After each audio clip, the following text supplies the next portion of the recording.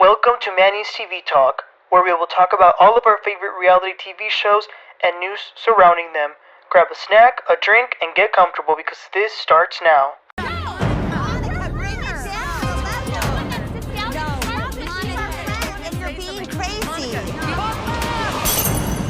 Yo, what's up everybody? Welcome in. Today we're going to be talking about the new episode of The Real Housewives of Salt Lake City. This is season 4, episode 11. Okay, the first scene is Heather. She's really happy because she gets a FaceTime from her daughter. Her daughter doesn't live there. I think she's away for college, so she's checking in on her mom. She asks her about the book signing, and Heather says that it went amazing. And it also helped with her friendship with Lisa. It meant a lot for her that Lisa opened up the show for her. She wants to thank everyone for going to that book signing. So for her way of doing it is she's going to be hosting a little luncheon, and just for fun, dress up as old school Mormons. Everyone knows, by the way, that Meredith's daughter is like my girlfriend, but I think Heather's daughter might be my next girlfriend because she's cute, okay? And with the same age, by the way. But the next scene is also a mother-daughter scene. It's Monica and her daughter, her oldest daughter.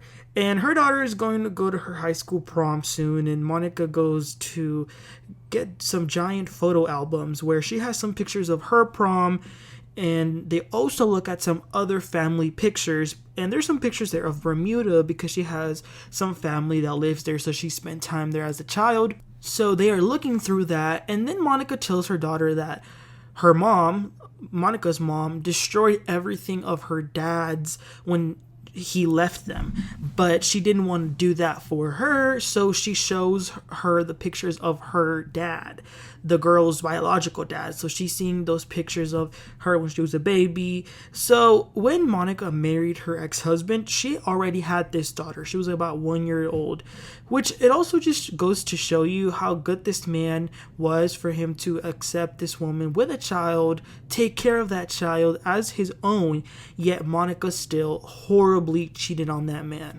But anyway, the next scene is Angie and Sean going on a date, and oh my gosh, for a couple who just experienced rumors about their marriage lately, they sure are doing a bad job trying to denounce the rumors because this was so awkward. They didn't even talk when they were waiting for the waiter to get there.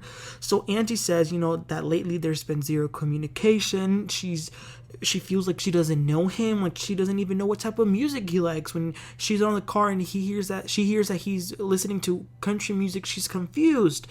And they start to be sassy towards one another. It's kind of sad. He says that they haven't been alone in the last 2 years, which we know what that means. But he says that's why it makes it seem like they aren't even interested in one another anymore. So they need to reconnect. And Angie was crying. You can tell that she had been holding this in for a while. So I'm glad that they had this conversation, and hopefully they can continue to work on it. So then Lisa goes over to Heather's house. She was crashing some boulders, but oh my gosh, Heather had this plethora chicken nuggets, all sort of sauces, candy, cookies. So right up Lisa's alley, but I would have loved to walk into my friend's house and have that food there for me as well. I'll tell you that much. But they're eating and stuff, and Jack is really excited about the mission. They talk about some other things, and Heather is really happy where both of them are. And I actually like seeing them be friends. I would much rather see that than to see them be constantly fighting for no reason. I honestly do think they genuinely like each other. So Heather thinks they've all just been going through so much lately, so she wants to plan a trip to Bermuda because earlier that day, she was hanging out with Monica, and Monica was talking to her about her time in Bermuda, the same thing that she told her daughter. So Heather said, okay, well, why don't we go on a girls' trip to Bermuda?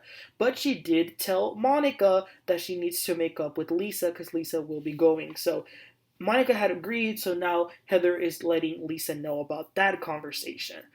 Let's move forward. So Whitney and Angie meet up, and they have a lunch, and Angie says that she's been so busy lately with the kid, the business, and all that, so she hasn't had much time for her husband, so she goes ahead and shares that dinner date that they had, and it put things in perspective for her that she needs to work on her marriage a little bit more.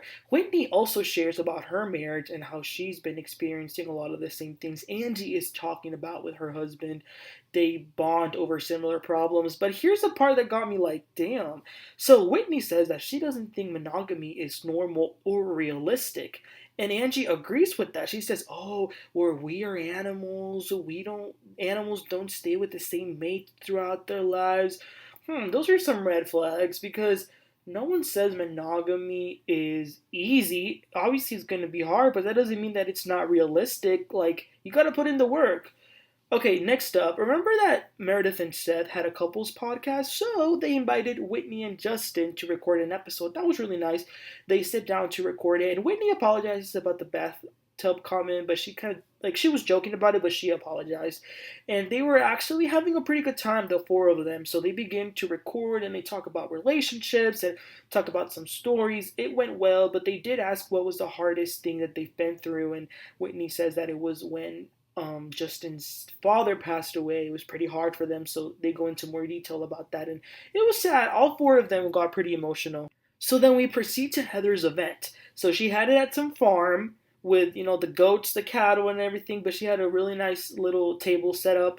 She had some bonnets for the girls. They didn't know until they got there that they had to put them on, and you all know that Lisa don't like to dress up, but they did. It was pretty funny. Monica arrived and said hi to Lisa, but Lisa completely ignored her. Heather then tells them that they're going to be celebrating the anniversary of the founding of the church from 1820. Heather then had the women make butter. I remember doing this in elementary school, like you put the cream in the cup and then you shake it. They started to also do some little dolls made out of cloth. So they were having fun, but Monica, oh my gosh, she's just always doing extra stuff. Her little doll, she put an A on it, and she said, "Well, this represents the scarlet. Since y'all little goody two-shoes need to remember that the church is supposed to be about forgiveness." Everybody was just there like, okay, whatever. So then they head over to have some lunch, and you know what? This actually came in a good time for Thanksgiving. They had ribs, turkey, mashed potatoes and gravy, mac and cheese. It actually looked pretty good. Then Miss Heather wants to play a game. She calls it Who's on Your Wagon? She says, imagine that we're on a wagon, it's the 1820s, and you have to throw someone off so the wagon can keep on moving. Who are you kicking off? Oh my God, what a messy game.